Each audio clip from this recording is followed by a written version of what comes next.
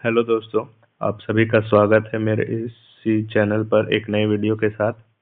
तो आज के इस वीडियो का टॉपिक है शास्त्रीय नृत्य, जो कि एसएससी जीडी तथा अन्य एसएससी परीक्षाओं में बार बार इससे संबंधित प्रश्न पूछे जाते हैं।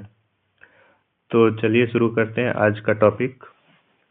तो शास्त्रीय नृत्य के बारे में जो जानकारी है वो भरत मुनि के नाट्य शास्त्र में मिलती है। नाट्य शास्त्र एक पुस्तक है जिसे भरत मुनि द्वारा लिखा गया था। इसे पंचम वेद भी माना जाता है। नाट्य शास्त्र जो पुस्तक है उसे पंचम वेद भी माना जाता है। संगीत नाटक अकादमी की स्थापना 28 जनवरी 1953 में दिल्ली में हुई थी। संगीत नाटक अकादमी की जो स्थापना है वो 28 जनवरी 1953 को दिल्ली में हुई थी। शास्त्रीय नृत्य की कुल संख्या 8 है। शास्त्रीय नृत्य की कुल संख्या कितनी है? तो 8 है। पहला है भरतनाट्यम। भरतनाट्यम या तमिलनाडु का शास्त्रीय नृत्य है। भरतनाट्यम जो है तमिलनाडु राज्य का शास्त्रीय नृत्य है। भरतनाट्यम का पुराना नाम सादिर था तथा इसे अग्नि नृत्य भी कहा जाता था। तो भरतनाट्यम का जो पुराना नाम था वो सादिर था और इसे अग्नि नृत्य भी कहा जाता था। यह मंदिरों को समर्पित है। यह नृत्य जो है वो मंदिरों को समर्पित है। शैव धर्म के विचारों की प्रस्तुति करते हैं। यह नृत्य जो है वो शैव धर्म के विचारों को प्रस्तुति करते हैं। नृत्य का आरंभ जो है वो अला रिपु पर होता है।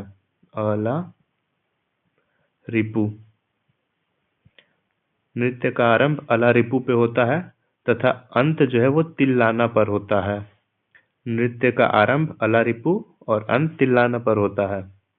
नट्टू और एक किरदार है भरतनाट्यम के नृत्य का, जो भरतनाट्यम में कविता पाठ करते हैं। भरतनाट्यम पर ब्रिटिश सरकार ने 1910 में प्रतिबंध लगाया था।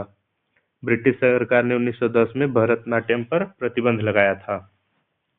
नृत्य में प्रयोग वाद्य यंत्र मृदंगम, वीणा, बांसुरी और तथा आदि है। अगला नृत्य है ओडिसी।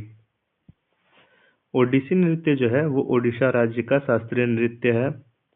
गुरु पंकज चरण दास को ओडिसी नृत्य का जनक माना जाता है। गुरु पंकज चरण दास को ओडिसी नृत्य का जनक माना जाता है। यह नृत्य भगवान श्री कृष्ण जी से संबंधित है। ओडिसी नृत्य जो है वो भगवान श्री कृष्ण जी से संबंधित है। यह त्रिभंग मुद्रा में किया जाता है। इसकी शुरुआत जो है वो मंगलाचरण पर होती है तथा अंत मोक्ष पर होती है। नृत्य का साक्ष्य उदयगिरी तथा खंडगिरी गुफाओं में मिलता है। उदयगिरी तथा खंडगिरी की गुफाएं उड़ीसा राज्य में ही है। यह नृत्य जल तत्व का प्रतीक है। यह नृत्य जो है वो जल तत्व का प्रतीक है। अगला नृत्य है मणिपुरी। मणिपुरी जो है मणिपुर राज्य का शास्त्रीय नृत्य है। वैष्णव संप्रदाय से संबंधित है। यह नृत्य जो है वो वैष्णव संप्रदाय से संबंधित है। यह नृत्य भगवान श्री कृष्ण जी के बाल्यकाल की कहानियां को दर्शाता है। यह नृत्य जो है वो भगवान श्री कृष्ण जी के बचपन की कहानियां को दर्शाता है। इसकी 3 प्रमुख शैलियां हैं। पहली है लाई हरोबा, दूसरी है संकीर्तन तथा तीसरी है रासलीला। इसमें पैना वाद्य यंत्र का प्रयोग किया जाता है। जागोई तथा चोलम मणिपुरी के 2 प्रमुख भाग है। जागोई तथा चोलम इसके 2 प्रमुख भाग हैं। इसमें 64 तालों का प्रयोग किया जाता है। इसमें मतलब 64 मुद्राएं होती है। अगला है कुचिपुड़ी। कुचिपुड़ी नृत्य जो है वो आंध्र प्रदेश राज्य का शास्त्रीय नृत्य है। नृत्य में भागवत पुराणों को आधार माना जाता है। इस नृत्य में जो है वो भागवत तथा पुराणों को आधार माना जाता है। इसमें पीतल की थाली में पैर रखकर नृत्य करने का प्रचलन है। इस नृत्य में पीतल की थाली पर पैर रखकर नृत्य किया जाता है। इसे तरंगम भी कहते हैं।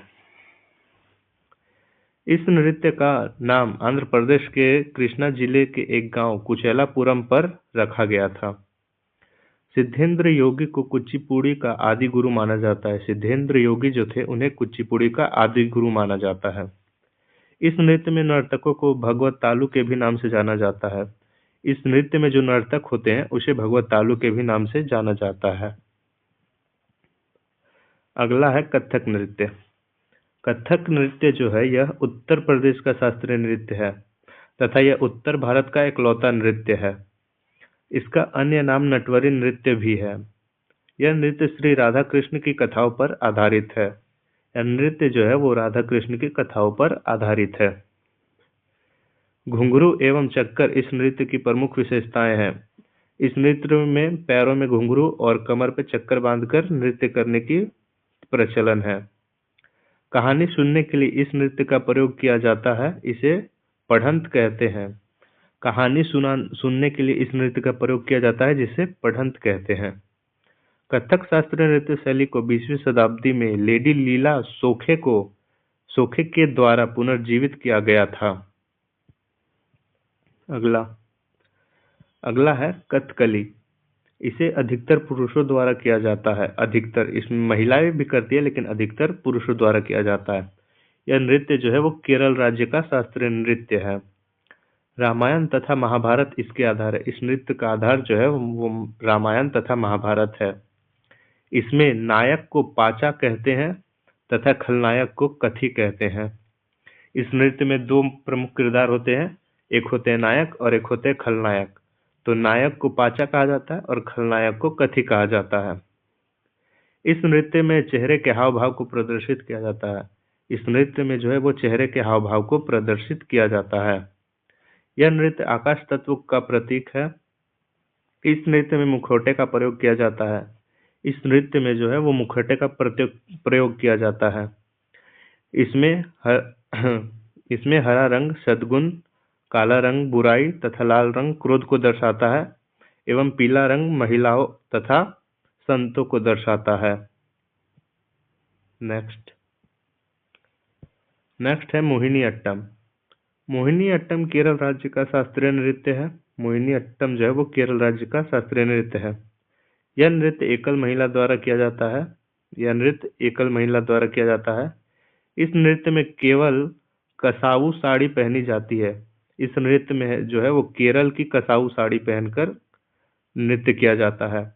इसे जादूगरनी का नृत्य भी कहा जाता है। इस नृत्य को जो है वो जादूगरनी का नृत्य भी कहा जाता है। इस नृत्य का उल्लेख व्यवहार माला नामक ग्रंथ मिलता है। व्यवहार माला नामक ग्रंथ है जिसमें इस नृत्य का उल्लेख मिलता है। इसमें भगवान विष्णु जी के रूप की कहानियां शामिल है। इस नृत्य में भगवान विष्णु जी के रूप की कहानियां शामिल है। अगला है क्षत्रिया। क्षत्रिय नृत्य जो है वो असम राज्य का शास्त्रीय नृत्य है। यह सबसे नया नृत्य है।